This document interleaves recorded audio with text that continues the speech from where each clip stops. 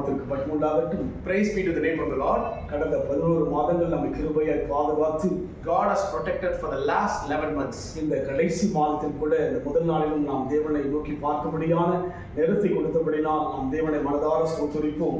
God has given this beautiful time in this month of December at day 1. We are going to praise God for that. இந்த 7 நிமிடம் என்கிற ஊழியம் தேவனால் கொடுக்கப்பட்டது என்பதை நான் விசுவாசிக்கின்றேன். I am believing this 7 minutes ministry is a God led by ministry. என்று சொன்னால் இது பங்கேற்கிற அநேக தேவ ஜனங்கள் இதை குறித்து ஆசீர்வதிக்கும்படியான தேவனை நாங்கள் பார்க்கிறோம் என்று சொல்வதை உணர முடிகிறது. Because we are hearing testimonies from everyone whom I am meeting. God is speaking and touching and blessing the lives of people who are looking at it. அநேகருடைய வாழ்விலே சுகத்தை கொடுப்பதாக சொல்லப்படுகிறார்கள். In the life of many, God is healing through them. காரணம் இது தேவனால் ஏவப்பட்ட ஒரு ஊழியம்.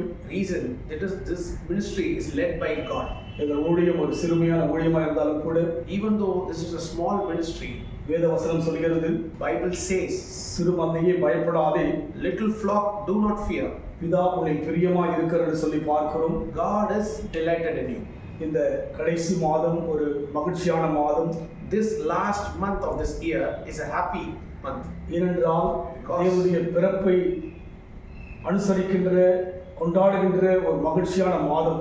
This is a month we are going to celebrate of the birth of the Savior and Lord Jesus Christ. உலகம் முழுமையாக மகிழ்ச்சியாய் நிறைந்த ஒரு மாதமாய் இருக்கிறது. Everyone in this world are celebrating the joy of Christ. இந்த மாதத்தின் முடிவிலே ஒரு புதிய ஆண்டை நாம் கடந்து போக போகிறோம். At this end of this month we are going to enter into a new year.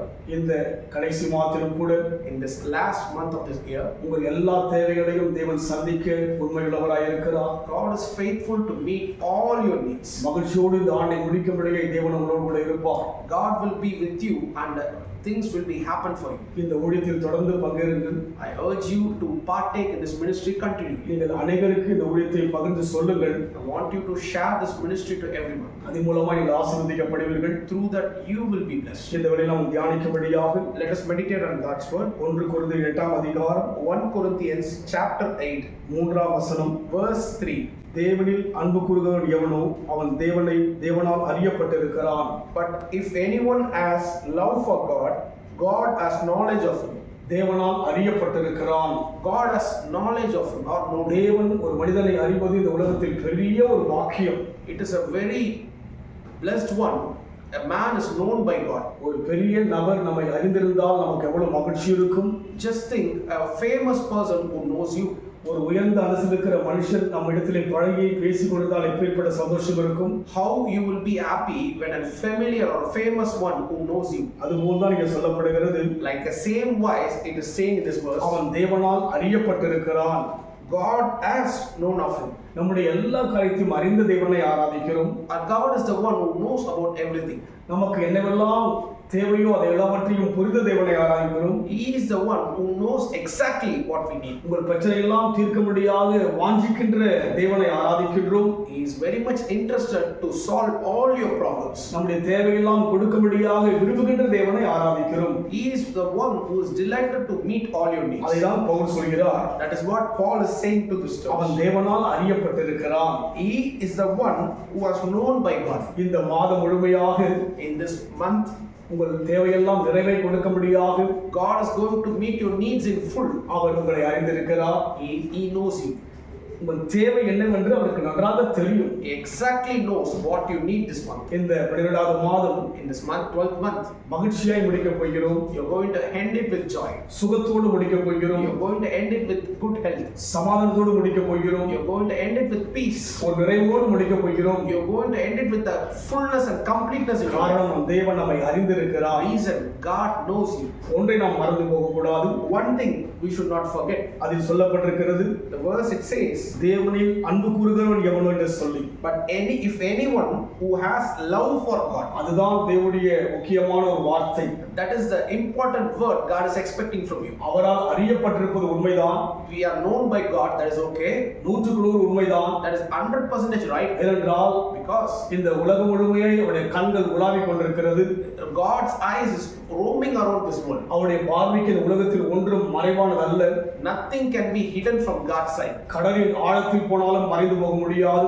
Even if we go under the depths of the sea, God's eyes cannot. வானங்களுக்கு மேலாக போனாலும் மறைந்து போக முடியாது. If it goes above the heaven also, அவர் எல்லாவற்றையும் அறிந்திருக்கிறபடியினாலே He knows everything.